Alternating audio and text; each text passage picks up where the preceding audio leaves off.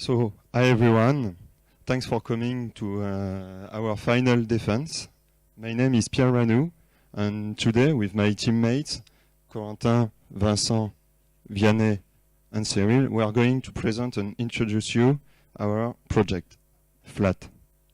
So, first of all, FLAT is a project included in our final, in our 2 postgraduate years in the French school Epitech, which is forming IT students in 5 years.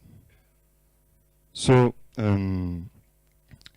FLAT is a project driving us to learn how to manage and succeed in an innovative project during a long time. So now I will let my teammate to introduce you and present the project, and I hope you will enjoy this presentation as far as we like our project. Thanks. Merci Pierre. Tout d'abord, nous voudrons remercier les membres du jury pour leur disponibilité. Donc tout d'abord, Gilles Chéad, notre ancien professeur Epitech Nantes, maintenant ingénieur chez Rentability Web et vraiment musicien amateur passionné, qui pourra nous juger à la fois sur le côté musical et aussi technique du projet. Paul Bouillet, qui est à la fois producteur et compositeur. Donc il pourra nous juger vraiment sur si notre projet est agréé pour produire des musiques dans le monde commercial. Et enfin François Brûlé, qui est pianiste de formation classique et jazz. Donc il pourra nous donner un œil plus rigoureux sur le projet. Je vais laisser Vincent décrire plus précisément ce qu'est FLAT. Alors, pourquoi FLAT ? On utilisait régulièrement, certains d'entre nous, des logiciels pour composer des partitions musicales. Et on s'est rendu compte que c'était assez compliqué de travailler à plusieurs sur une même partition. Par exemple, quand on veut faire un arrangement musical d'une partition, et que c'était pas multiplateforme, c'est-à-dire qu'il y avait beaucoup de formats différents, pas beaucoup de standards utilisés, et que c'était justement compliqué de travailler en collaboration. Donc on a décidé de créer FLAT, qui serait fourni en tant que logiciel, en tant que service, et à la fois open source, pour ceux qui veulent l'installer par eux-mêmes, et qui serait multiplateforme, c'est-à-dire que on puisse utiliser et continuer, par exemple, commencer à écrire une partition sur son ordinateur portable et continuer plus tard sur sa tablette.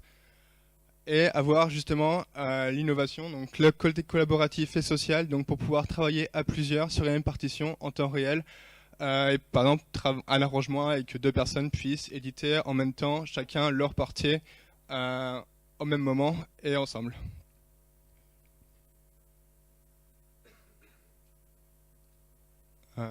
Donc Corentin va vous parler de démonstration.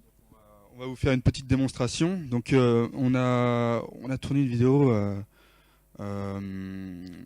cause des quelques problèmes de réseau qu'il y a pu y avoir.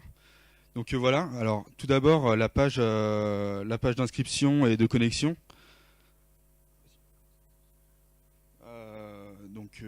L'entrée identifiant, donc on peut voir qu'il y a aussi des multi-authentifications sur Google, plus Facebook et Twitter. Donc là, on peut, alors attendez, je vais mettre sur pause. On peut créer une partition directement. Donc je vais revenir un tout petit peu en avant. On peut voir la dashboard.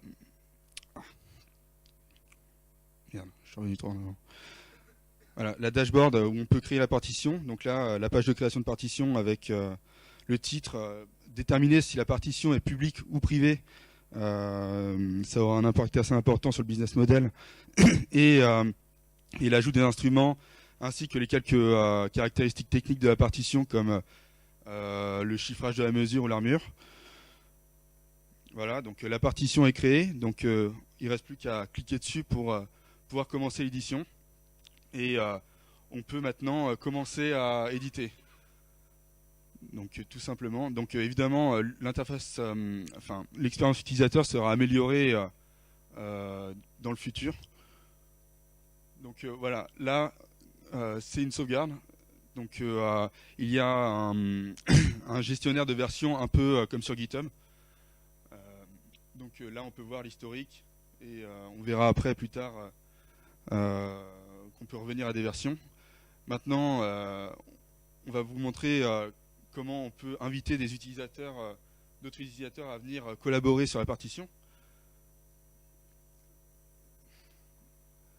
Donc voilà, l'invitation a été faite. Donc, alors, je vais me baisser. Là, on voit pas très bien, mais il y a déjà une icône flat, donc qui est l'utilisateur principal. Et là, Pierre qui vient de rejoindre la partition.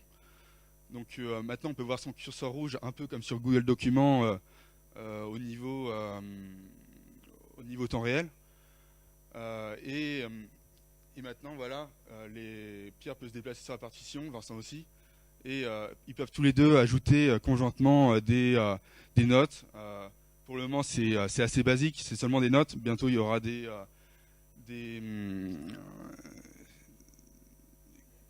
accords, voilà, excusez-moi, je cherchais le mot. Et voilà. Donc, voilà. Maintenant, Vincent fait une nouvelle sauvegarde. Et il va vous montrer comment revenir à des versions antérieures. Donc voilà, plusieurs versions. Donc nous avons aussi un player en fait, qui va générer le rendu sonore en temps réel. C'est-à-dire que si on change, par exemple, on édite quelques notes, si on reclique sur lecture, le rendu sera évidemment différent. Et maintenant, bon, c'est passé un peu vite. Maintenant, c'est une autre fonctionnalité qui est l'export au format musique XML. Donc voilà, il sauvegarde la partition au format musique XML et va l'importer.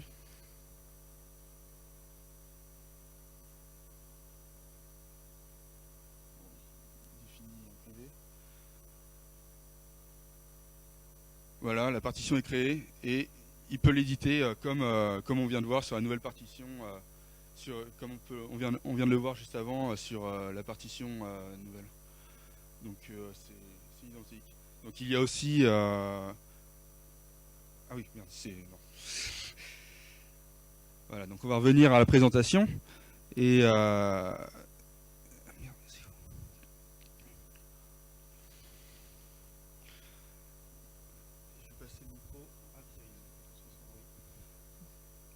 Donc, comme vous l'avez vu, nous respectons donc les standards de musique XML qui permettent donc de toucher un grand nombre de personnes. Donc maintenant, attardons-nous sur pour qui s'adresse cette solution.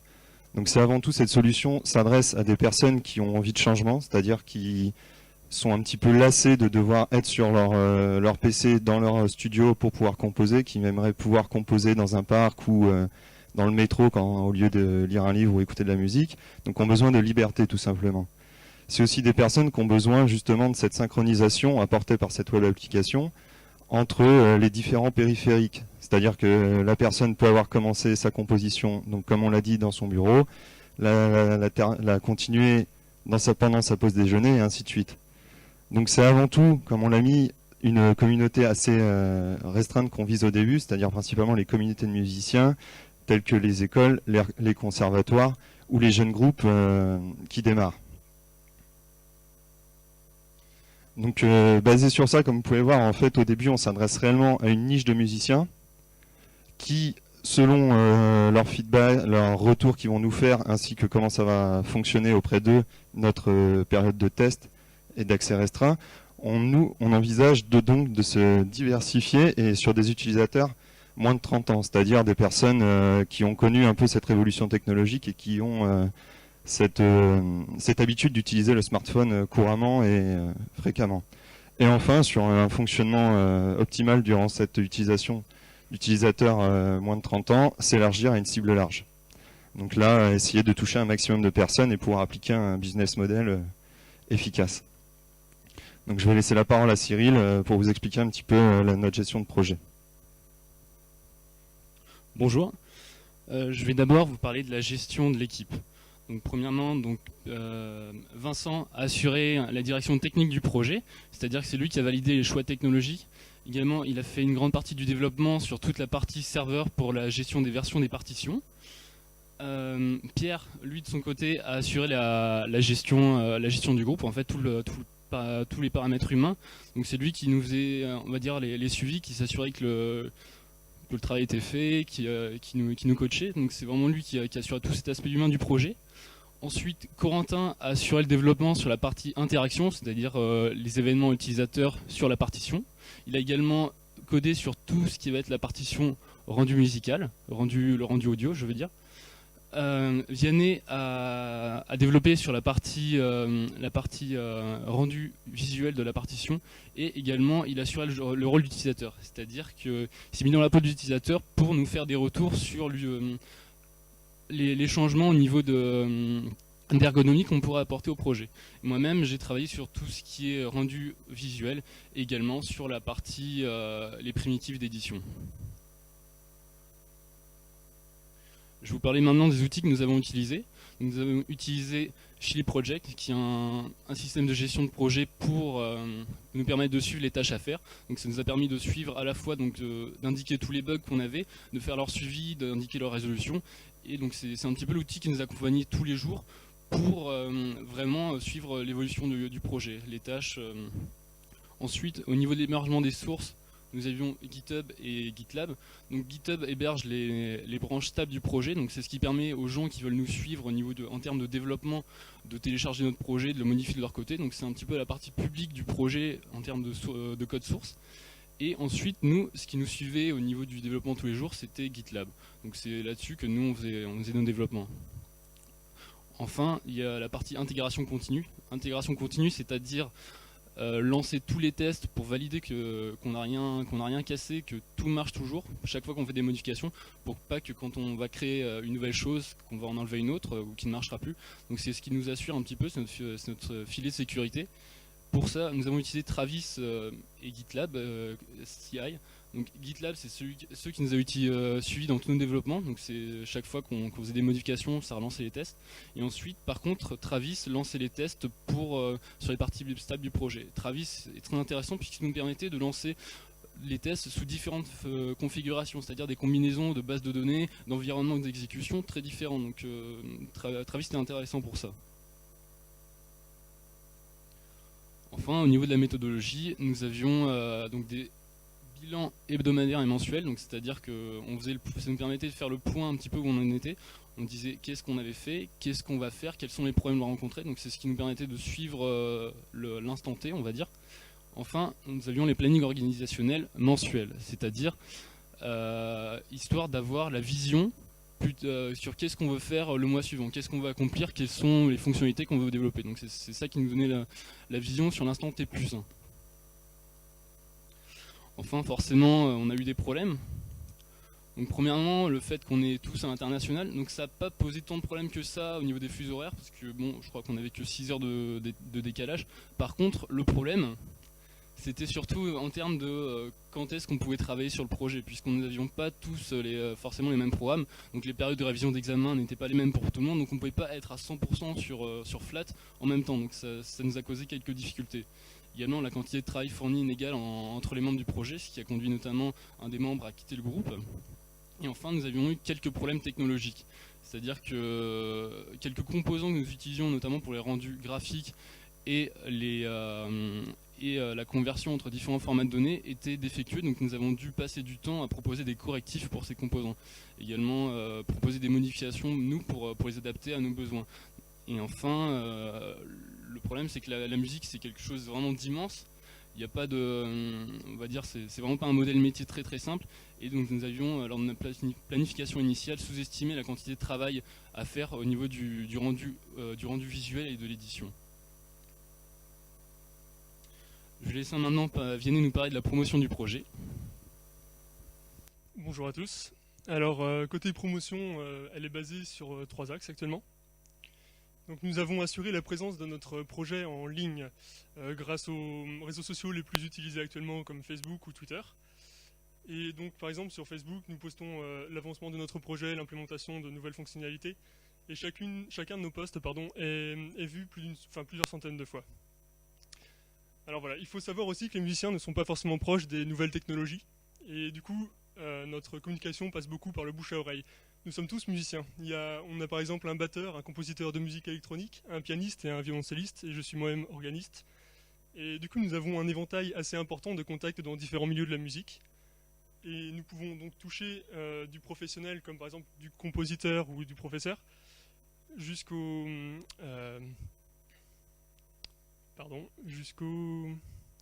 l'amateur, avec des passionnés et des jeunes groupes. Donc voilà. Il faut savoir que ces discussions que nous avons avec eux, donc ce bouche à oreille, nos contacts participent à cette communication, et souvent ces discussions résultent dans une inscription à la newsletter qui est disponible sur notre site, où est également une présentation de notre projet, accompagnée de quelques captures d'écran et d'une présentation de notre groupe. Je vais donc passer la main à Corentin pour la conclusion de cette présentation. Voilà, donc pour le futur de Flat, donc tout d'abord, nous avons encore de nombreuses fonctionnalités à implémenter, comme de la synthèse sonore. Pour le moment, c'est vrai que les instruments sont seulement des fichiers sonores MP3. Donc nous pouvons encore nous améliorer dessus. Ainsi que de nombreuses interactions sociales. Pour le moment, on a pu le voir dans la démonstration, ajouter un membre de l'équipe, un collaborateur est assez complexe, donc nous pouvons nous améliorer encore dessus. Et enfin, nous souhaitons aussi développer des instruments virtuels pour comme il peut exister actuellement sur les applications lourdes. Je ne sais pas si vous connaissez, mais comme Cubase, Reason ou des logiciels de ce genre. Nous souhaitons lancer une bêta, lancer la bêta normalement en décembre. Donc c'est ce qui est prévu dans notre plan de communication. Nous avons peut-être été un peu gourmands au niveau du nombre d'utilisateurs, puisque nous voulions nous attendre à 2000 utilisateurs pour la bêta qui serait ouverte pendant 4 mois. Mais bon, c'est peut-être un peu audacieux. Donc voilà, si vous avez des questions.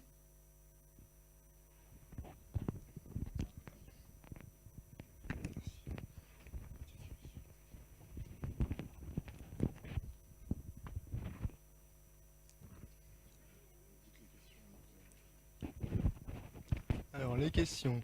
Peut-on exporter en PDF? Alors, ça va venir. Cyril travaille dessus. Peut-on, pour l'utilisation en tant que software as a service, y a-t-il des mécanismes de protection des droits d'auteur? Alors, on y a pas mal réfléchi. Donc nous nous sommes dit qu'en fait ça se développerait, les droits seront gérés comme dans la vie réelle, c'est-à-dire à la négociation entre les collaborateurs. Et une dernière question, quelle techno et concrètement de quoi a-t-on besoin pour héberger sa propre instance de Flat? Alors le plus simple, on fournit récemment, il y a quelque chose qui est assez populaire, c'est Docker, qui permet de lancer des containers de logiciels comme une plateforme de service. Et donc on fournit une release de notre logiciel sous forme d'un Docker. Et sinon, les technologies, c'est du CouchDB, du Node.js ou différents Redis et différentes technologies server-side. Pour la question suivante, on peut écrire dans différentes clés. Alors en fait, comme on l'a dit, la partie affichage, c'est ce qui nous prend le plus de temps. Donc en termes fonctionnels, tout ça est déjà présent, c'est juste pas encore traduit dans l'affichage. Donc c'est vraiment les objectifs à court terme. Là, c'est vraiment intensifier cette partie graphique pour pouvoir mettre en avant tout ce qui a déjà été développé fonctionnellement.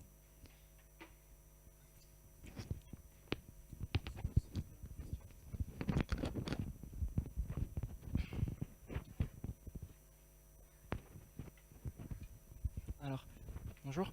Je voulais savoir, c'est un site par utilisateur ou bien, enfin, c'est-à-dire que chaque utilisateur va installer sa propre solution ou c'est une solution qui est utilisée par tout le monde? On proposera l'hébergement nous de notre côté, donc on a le site flat.io qui est donc disponible pour tout le monde, mais aussi chacun peut héberger s'ils veulent leur propre instance de node, car les sources sont libres.